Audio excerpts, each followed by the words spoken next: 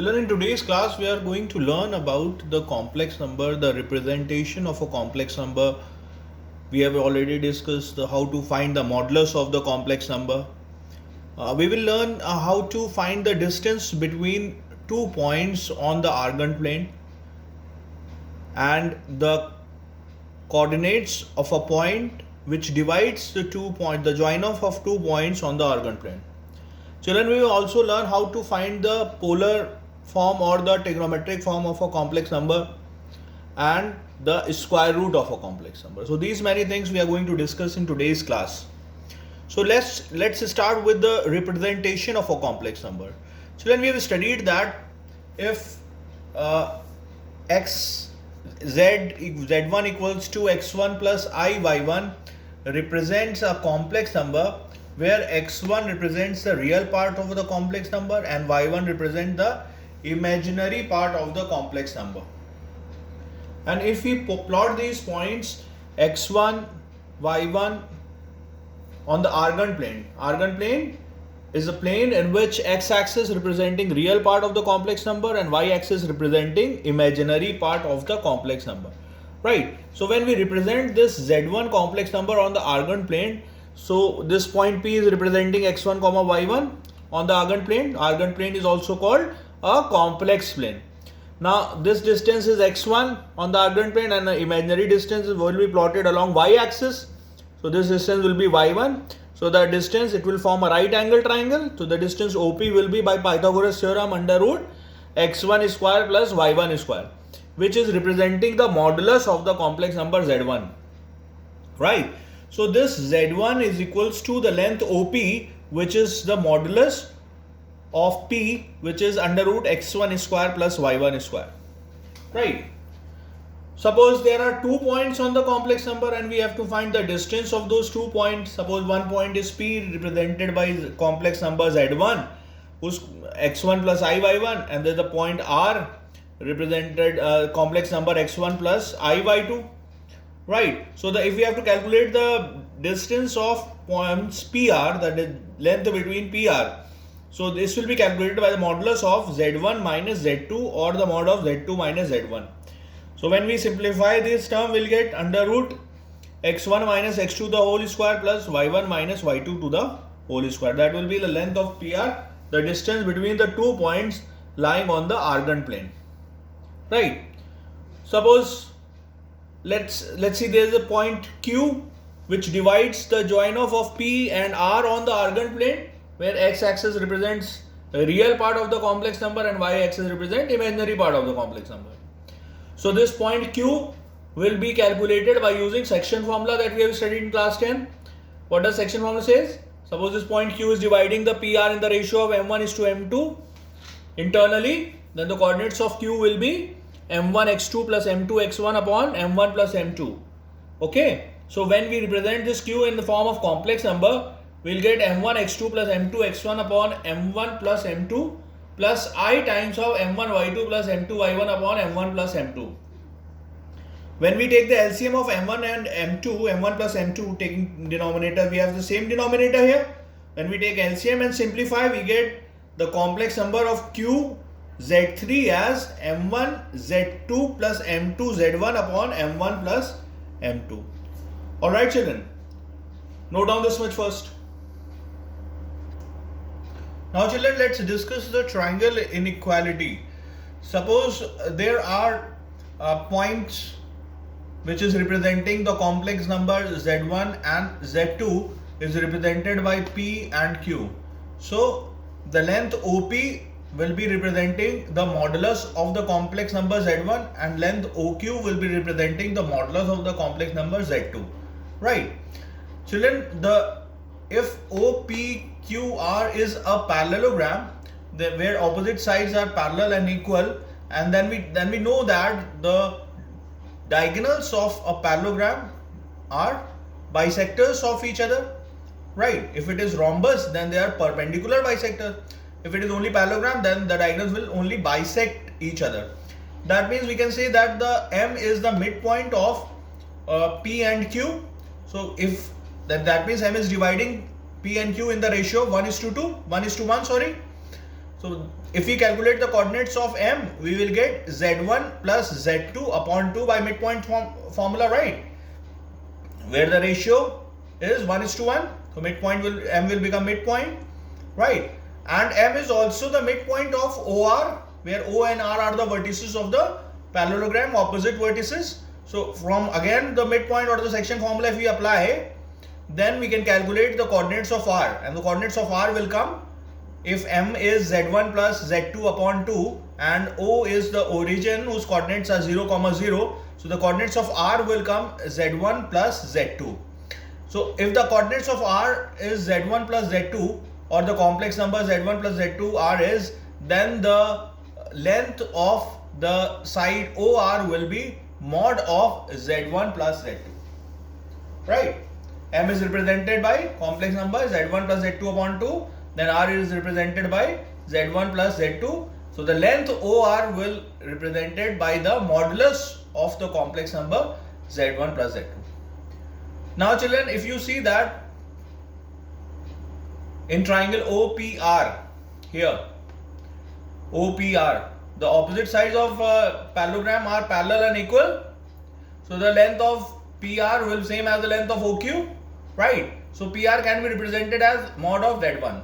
So in triangle POPR, if we apply the inequality, triangular inequality, and then we have studied that in the triangular inequalities that the side of a triangle is always less than the sum of other two sides, right? That means if we say that the OR will be less than the sum of other two sides, which is OP and PR, the length of OR is mod of Z1 plus Z2, which will be less than mod of Z1 plus mod of Z2. So this is the first condition that we have obtained. Now if we say that when OPR are collinear, then P must be lying somewhere here on OR, then the length of OR will be the sum of length of OP and PR. So from here we get the condition that mod of Z1 plus Z2 will be mod of Z1 plus mod of Z2. This is the second condition that we have obtained. So when we combine these two conditions, we will get the inequality as mod of Z1 plus mod of Z2 is less than equal to mod of Z1 plus mod of Z2. This is known as the triangular inequality. If we change Z2 as minus Z2, we will get this inequality. It will not affect the result. So mod of Z1 minus Z2 will be less than equal to mod of Z1 plus mod of Z2, because modulus of minus Z is same as mod of Z. Alright children, note down this much first. Now children, let's see a sum. In this sum it is given that using distance formula, prove that the points minus 2 plus 3i, comma, minus 1 plus 2i, comma, 5 minus 4i are collinear. So what I have done, I have assumed that the points is representing the complex number, that the points are A, B and C, which are representing the three given complex numbers. And what we have to do, we have to prove that A, B, C are collinear. That means they are lying on the straight line. If A, B, C are collinear, we know how to prove collinear using distance formula. The distance of two smaller distances is equal to the bigger distance, right? If we prove that, that means the three given points are collinear. So what we have to do, we have to calculate the distance between the all the 3 points like AB, BC and AC we have to calculate.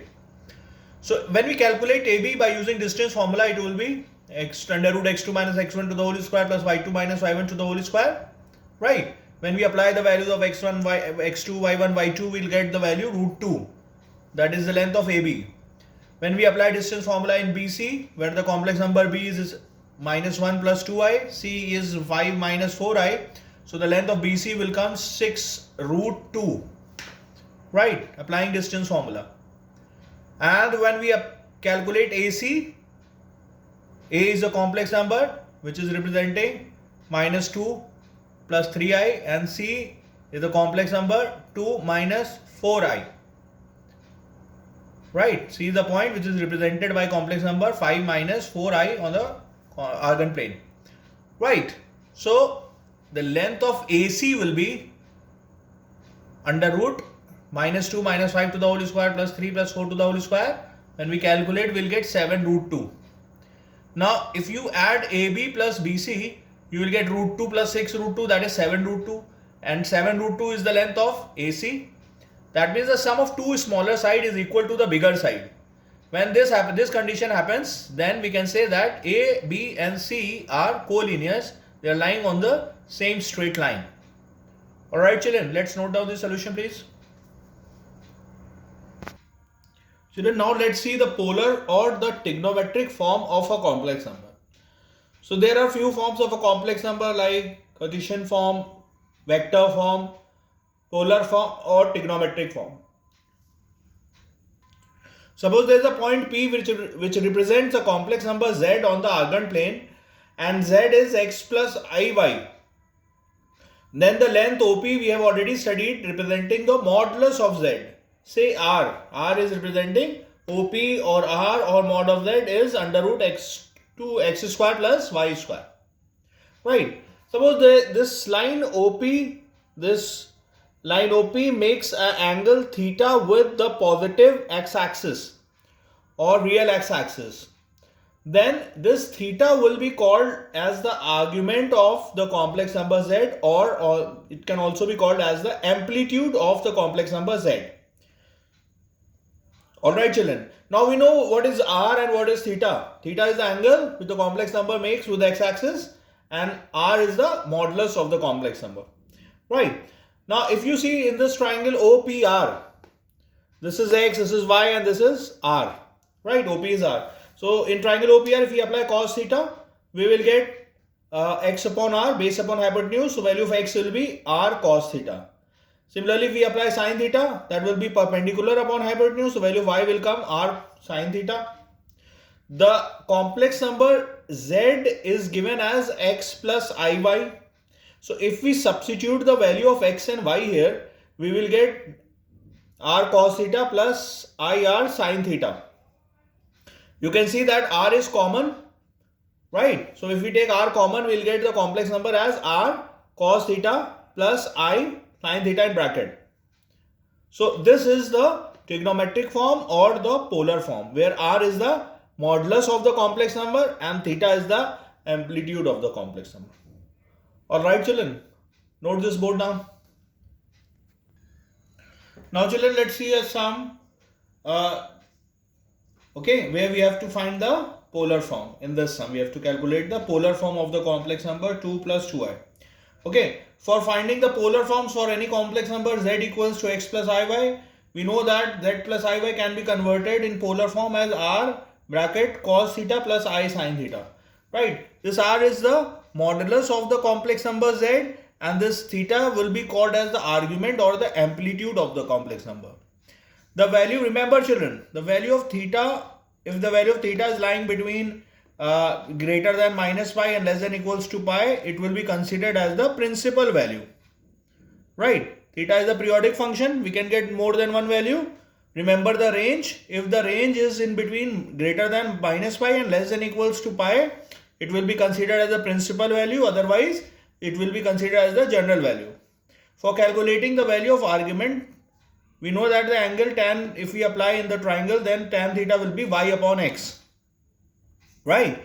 Y is the imaginary part of z and x is the real part of the z. Okay? So if we calculate theta, that can be transformed into tan inverse y upon x. Alright.